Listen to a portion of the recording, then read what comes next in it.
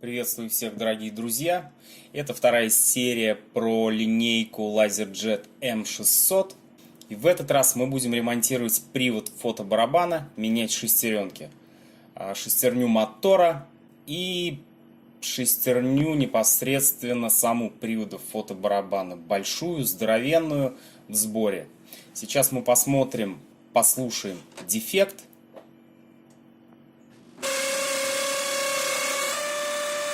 Вот такой вот неприятный скрежет. Скрежет, а тут даже иногда и визг. И происходит замятие бумаги непосредственно под картриджем. Будем менять вот эту вот шестерню. В процессе посмотрим. Погнали! Напоминаю, я работаю на выезде, на вражеской территории. Сильно тапками не пинайте. Если тебе не трудно, поддержи канал лайком, оформи подписку и нажми колокольчик, чтобы не пропустить следующие видео. Спасибо. Кто не боится, запасаемся инструментами и вперед. Для начала освобождаем плату, откручиваем два барашка. Как полностью разбирать этот принтер, смотрите предыдущее видео, ссылочку в описании я оставлю. Итак, сняли плату форматирования, снимаем боковую крышку по бокам, просто отщелкиваем защелки, и вот таким образом она снимается. Дальше можно посмотреть на движок. Можно открутить 3 винтика и посмотреть, может быть, в принципе достаточно заменить одну эту шестерню. Но, как правило, эта шестерня работает в паре с другой. На привод фотобарабана я советую все-таки менять их парой. Вот давайте посмотрим. Очень часто бывает, что вот эта вот маленькая на движке просто съедается. Ну и многие, наверное, меняют только ее одну. Мы же идем дальше, делаем все, как говорится, для себя. Все по полной программе. Но для этого нужно постараться и для начала снять плату DC-контроллера. Нужно отсоединить все разъемы. Как это делается, я показывать не буду, мне кажется, разберетесь. Все разъемы разные, ненужные вы не воткнете и по размерам, и по длине проводов. В общем, разберетесь на месте. Здесь мы этот момент перематываем в ускоренном режиме, иначе смотреть будет просто скучно. В общем, разъединяем все разъемы абсолютно. Остается пустая плата, которую нужно будет освободить, открутив 2 винта.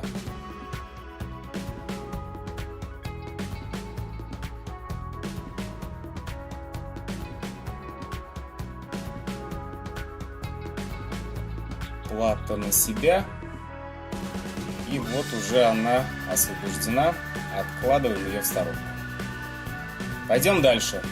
Дальше мы немножечко освобождаем вот здесь около кулера проводочки.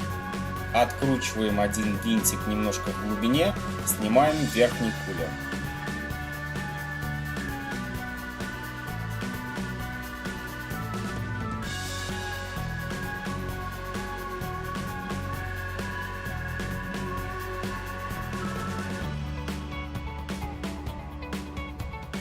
Остался проводочек, который я отсоединял от движка, вернем его на место.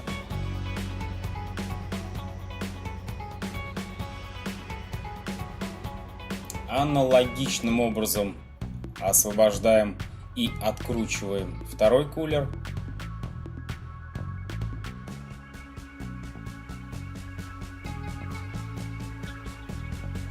Убираем все проводочки, которые нам будут мешать.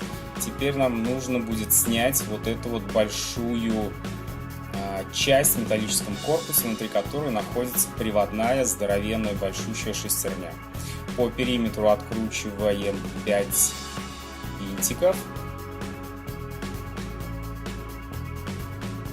Аккуратно винтики придерживайте, потому что иногда они срываются с отвертки, падают вниз и попадают на редуктор. Потом приходится их искать, тратить много времени, что-то дополнительно разбирать, чтобы не попали в зубья других шестерен. В общем, повнимательней с этим делом. Так, снимаем вот этот редуктор в сборе с большой шестерней. Немножечко сверху нужно помочь. По месту посмотрите. Помочь освободить от верхнего рычага привода картриджа. Вот он достался. Вот она, здоровенная шестерня, про которую я вам говорил. Она работает в паре с маленькой, и зачастую зубья съедаются и на ней, из-за этого вот эти вот неприятные визги, свисты и прочее.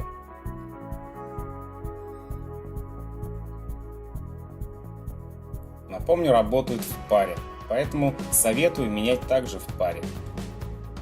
Раньше ставил китайские вот эти вот блины, непонятно как отлиты, вроде работали, но сейчас сколько ни ставил, не работают. Дизлайк, Китаю, не работают, ребята.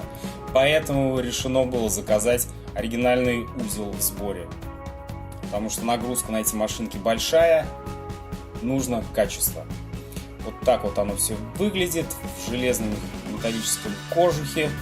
Плюс есть дополнительные посадочные места или втулки под большую шестерню.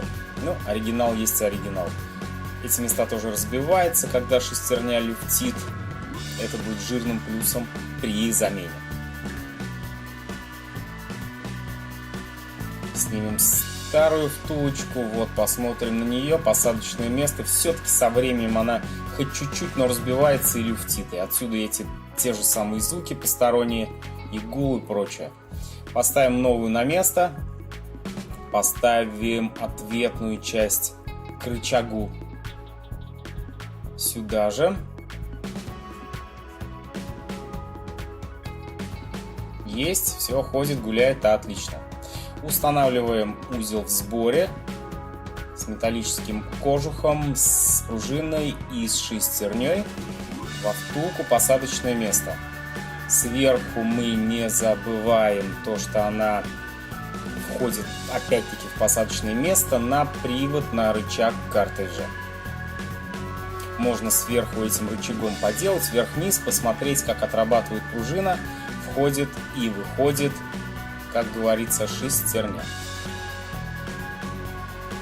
Когда все совместили и поставили на место, крепим винтиками. В общем, ремонт у нас в принципе уже произведен. Сейчас происходит обратная сборка. Устанавливаем левый кулер.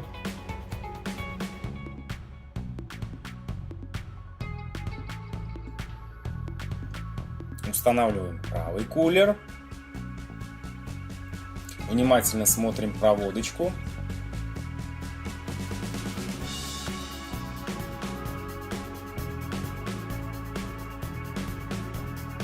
Теперь нам остается установить плату DC-контроллера, посадить, закрепить ее на 2 винтика.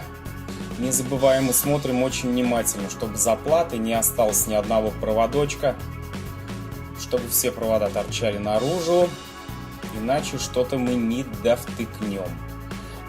Если мне память не изменяет, все-таки один разъем на плате остается свободный. На что он идет, я уже сейчас не вспомню, но, по-моему, один остается свободным. Внимательно смотрим проводочки, крепим плату на 2 винтика.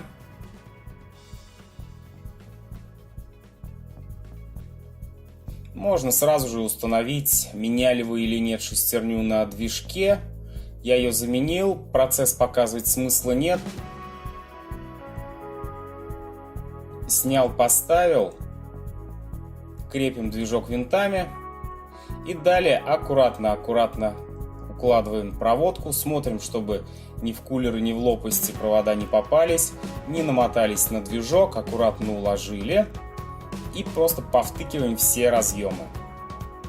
Повторюсь, по размерам, по габаритам, по цвету, по длине проводов они все разные. Я думаю, ошибиться тут очень сложно. Вроде бы все готово. Ну, если что-то не так, аппарат нам во всяком случае об этом расскажет. Устанавливаем боковую крышку.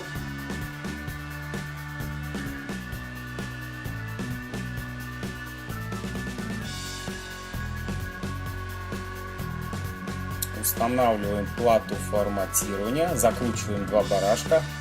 Да, кстати, именно сейчас, как просматриваю это видео, я забыл, оказывается, я забыл отключить 220. Ребята, пожалуйста, повнимательнее, не повторяйте моих ошибок. Переснять у меня возможности нет, дело уже сделано. Не забывайте отключать. Так, давайте посмотрим результат. Ошибок нет, значит, собрали все верно. Треска нет. Скрипа нет, работает аппарат исправно. И замятия опять-таки нет. Что не может не радовать. Поздравляю, собственно, вас всех с этим ремонтом. Да, по пробегу 1 160 000, ну, не очень много. Наверное, все-таки менялся раз-два вот этот вот узел. Будем решать проблему по мере поступления. Всем спасибо за внимание. Пока-пока.